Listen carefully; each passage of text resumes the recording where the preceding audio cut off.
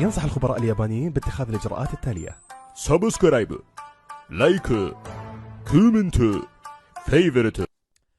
من جهته تجرع الجمهور الجزائري مرارة كبيرة بنهاية مباراة تونس بخسارة قاسية لزملاء الحارس عسلة، وتحدثت الجماهير بحسرة كبيرة بعد نهاية اللقاء لميكروفون الهداف. خيبة أمل كبيرة ميزت الشارع الكروي الجزائري عقب الهزيمة بهدفين لهدف أمام المنتخب التونسي. جانب من أنصار المنتخب الوطني الذين غصت بهم ساحة البريد المركزي أبدوا تأثرا شديدا للخسارة واستحالة تأهل المنتخب في ظل المردود الذي بات يقدمه، مطالبين المدرب البلجيكي جورج ليكانز بالرحيل من منصبه نظرا للفشل الذي تكبده الخضر. هذه بلاد الرجال، هذه بلاد الشهداء، هذه بلاد الزعامة وبلاد الرجال، ويعرفوا خالتي مريم تعرف البالون.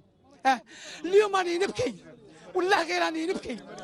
على بالكم رد عندنا كرو ايكيب يا اخو، واحد يلعب في ليستر واحد في ويستام، كيف احنا كل عام نروحوا كوب دافريك بريميتو نخرجوا يا وعدنا يا حبيبي، والله غير عيب يا اخو. سي با اونترينور، هذا اونترينور اللي جابوه راهم غالطين، جابوه ماهوش اونترينور.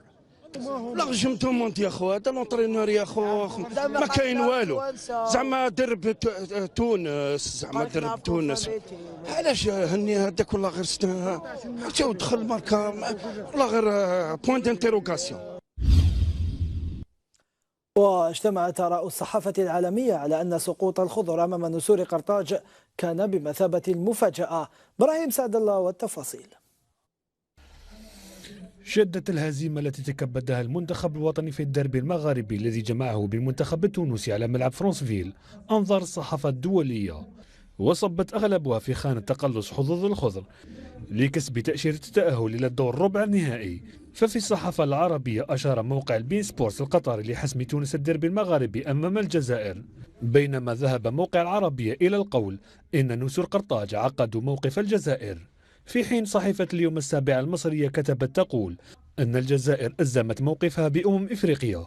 وفي الصحافة الأوروبية عنون موقع أونز مونديال أن نسور قرطاج يظفرون بالديربي المغاربي، فيما أوضحت أوروسبورت أن هزيمة الجزائر وضعتها في أزمة ومصيرها ليس بين أيديها. صحيفة ليكيب الفرنسية كتبت تقول أن هزيمة الجزائر أمام تونس تجعلها تبتعد عن دور ربع النهائي. موقع آخر ساعة البلجيكي أوضح أنه ورغم هدف حني في الدقيقة 90 فالجزائر ليكانز تتعثر أمام تونس، بينما الديلي ميل البريطانية أشارت إلى تأزم وضعية الجزائر عقب هزيمتها أمام تونس. ونختم جولة الصحافة الأوروبية بما عنونت به صحيفة لا غازيتا ديلو سبورت الإيطالية، التي عنونت مقالها بأن الجزائر على مقربة من توديع الكان.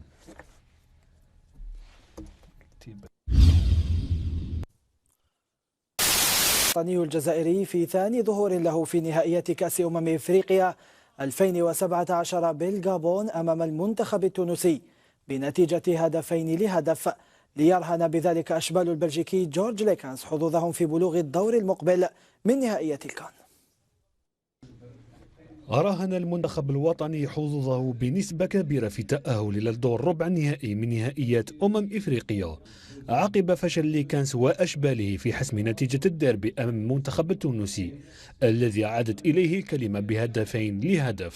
وبعد شوط أول منح فيه لاعب الخضر الأمل للملايين، حدث ما لم يكن متوقعا في الشوط الثاني الذي كان فيه محرز ورفاقه بمثابة أشباح فوق أرضية ميدان ملعب فرانسفيل، لا سيما بعد الهدية الأولى التي قدمها القائد عيسى ماندي ليوسف المساكني في الدقيقة 49 والتي جاء منها الهدف الأول، هدف زرع الشك في نفوس اللاعبين الجزائريين. ومع ذلك الجميع كان يترقب رد فعل قوي، لكن غولان في الدقيقة 66 وقع في المحظور وأكد عمق أزمة الدفاع بتقديم هدية ثانية لناعم سليتي الذي وقع الهدف الثاني عن طريق ركلة جزاء بعد عرقلة وهبي الخزري.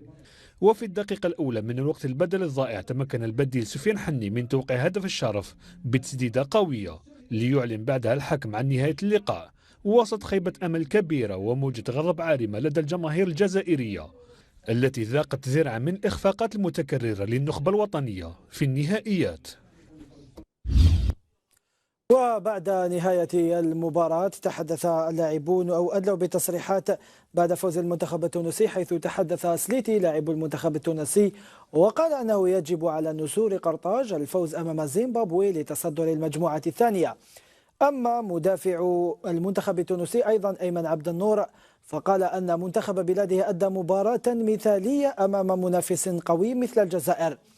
في حين تحدث أبو دبوز الذي حل ضيفا في إحدى القنوات الرياضية الخاصة وقال أن تونس لم تكن أفضل من الجزائر، وأضاف أنه عندما لا تقدم شيئا للكرة فإنك تخسر. بودبوز أضاف أن الجزائر لا تقدم لقاءات كبيرة في الكان منذ مدة، وهذا الأمر ليس بالجديد. أما المدرب الوطني جورج ليكانز فقال أن المنتخب الجزائري قدم هديتين لتونس والهدف الثاني كان قاتلا. البلجيكي أضاف أن المنتخب لا يفوز لما يملك أفضل مهاجم في العالم وبالمقابل يملك دفاعا هشا. أما ماندي قائد الخضر الذي سجل هدفا ضد مرماه وكان الهدف الأول للمنتخب التونسي فقال أن الجزائر تحتاج إلى إنجاز كبير للتأهل إلى الدور المقبل. وأضاف ماندي تونس سجلت هدفين عن طريق الحظ. ماندي قائد الخضر الجديد أضاف دائما أن غلام من أحسن المدافعين في أوروبا والعالم، واللاعبون ليسوا غاضبين منه بعد خطئه الذي تسبب في الهدف الثاني. الملعب، الطقس، الحراره، ميم دوزيام ميطون كما قال حسين ما يقدرش يرفد رجلو. بن طالب وايضا قديوره مستواهم تراجع بشكل رهيب. وعلاش لعب قديوره؟ كانوا الناس تنتظر في عبيد. انا كنت نتكلم توجور على الوسط الميليو تيران، وكاين بزاف اللي يقول لك خرجوا لنا هذه العفسه جديده، هذه حاجه جديده، ريكيبيراتور سونتينال. انا ريكيبيراتور تكون فنان. بوسكات واش يلعب كي تشوفوا ريكيبيراتور من اللور، تختار تقولوا بوطو يعطيو له يحط تخبط فيه وتولي. بصح بوسكات كي يخرجك فاس فاس يدير لو جو. صح. حنايا علاش نقول لك انا بين سليماني بين ابراهيمي قديوره وبن طالب، شوف ذاك الفرق، فرق كبير. قديوره تاع دميك ودير لي فوت ويكاسي وكذا، بن طالب كان خشين وتاع يقابرك ما يماركي برك. طالب بن طالب سي با جوار اللي يحكم كيما السبعه تاعهم، يحكم يدريب يطلعك فوق فنان، سي با فنان. صح. وابراهيمي يلعب هذا لو جو. ابراهيمي دير الديبي واش قلت لك؟ قلت لك انا ابراهيمي غير حكم بالون، كي بدينا بالون بدا يحوس يدريب لي. قلت لك لا، ابراهيمي نورمال غير بدينا يبدا يمد البالون، يبدا ينسي في روحه، يدير لي ميليو وصحابه اون كونفيونس، اون ميم طون ما يضيعش الفيزيك تاعو لان السخانه شويه ما يضيعش. هو غير بدا يحوس يدريب لي. نو ديجا ما يتفاهموش. انت ميليو تيران اللي يلعبوا في ثلاثه كيف وما يتفاهموش، ما ينجموش يغارديو بالون، يديروا 4 5 باس بيناتهم ويدوروا لادفيرس كيما داروا تونس. شفت كيف صغيره طاك طاك عاود بدل عاود حط له تما متر يا رضوان كانوا يديروا فيها. احنا ما نجموش نديروا فيها. صح صح. علاش ما ينجموش يتفاهموا تكنيكمون؟ كل واحد كيفاش يلعب، بعاد على بعضهم ما ينجموش يكونوا كيف المدرب. انت كيف 45 مينوت شفت بلي بن طالب قد يا سيدي خليته لان كان يدمك دار واش دار. بن طالب تخرجوا في لاميطون، تخرجوا دخل عبيد اللي عبيد كش ما يحط لك شويه لعب ويلعب بالون. لا نخليه 2 مينيت ولا شحال 3 مينيت. دقيقه 93 علاش دخلوا؟ باش يخمس مع الغاشي ويتبدل تريكو. ما تلعبوش بينهم ماشي هكذا تشوف البالون. صح. حسين اشيو، حبيت نسالك على الناحيه النفسيه. انت كلاعب لعبت في 2004 مثلا، دخلت كنا اديس وتمكنت من تسجيل هدف رائع. خلينا من الناحيه النفسيه في هذاك الوقت الطاقم الفني عنده دور كبير في تشجيع اللاعبين لما يدخلوا. اليوم شفنا بعد الهدف الثاني سمير من الناحيه النفسيه اللاعبين خلاص انهاروا، كان المباراه انتهت وحنا سجل علينا الهدف الثاني في الدقيقه 66. يعني ما زالت تقريبا بالخمس دقائق اللي زادهم الاربيط ما زالت نصف ساعه. علاش من الناحيه النفسيه انهاروا اللاعبين؟ هل هذا طرافي تاع المدرب والطاقم الفني؟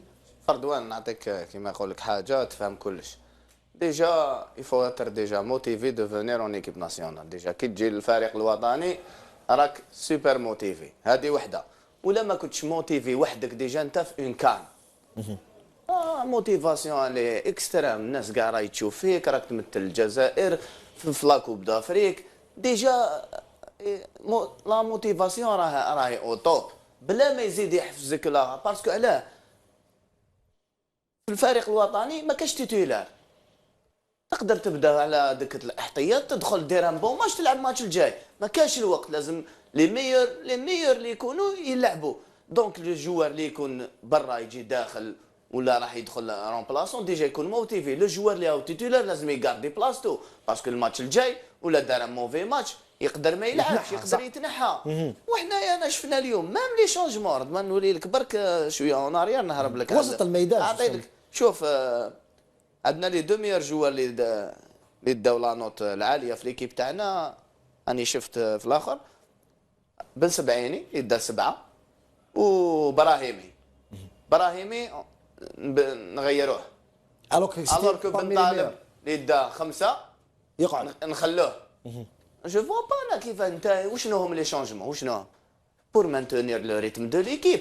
كي نشوفوا كالكو جوار كي تير ليكيب فير لو با نبدلوهم باش بور دوني نوفو سوف. صح. كيفاش نخمو هنا دوك ولا ديجا لو ستاف والاخر الناس ما راهيش كونسونطري اللي امبورتي بار لا بريسيون. لازم انت تخمم في هذاك الوقت، تكون ليسيد وتعرف. ينصح الخبراء اليابانيين باتخاذ الإجراءات التالية: سبسكرايب، لايك، كومنت، فيفرت.